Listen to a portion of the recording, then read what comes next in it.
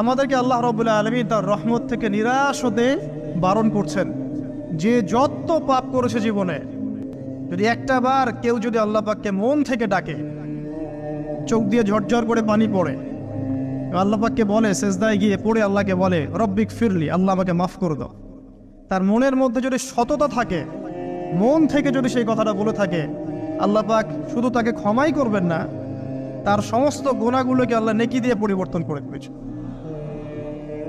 একটা হাদিস পড়ছিলাম, নবী করিম সাল্লাল্লাহু আলাইহি ওয়াসাল্লাম তিনি বলছেন যে লাম্মা কাদাল্লাহুল খালক, যখন আল্লাহ রাব্বুল আলামিন এই মহাবিশ্ব সৃষ্টি করেন, তখন আল্লাহ রাব্বুল আলামিন কাতাবা কিতাবান, একটা কিতাব লিখেছেন, একটা কিতাব আছে আল্লাহর কাছে।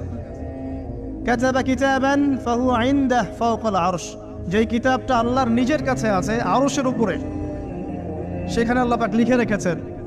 কি লিখেছেন? ইন্না রাহমাতি সাবাকাত গদাবি, প্রতিটা ক্ষেত্রেই আমার রহমত, আমার দয়া, আমার করুণা আমার গজবকে পরাজিত করেছে।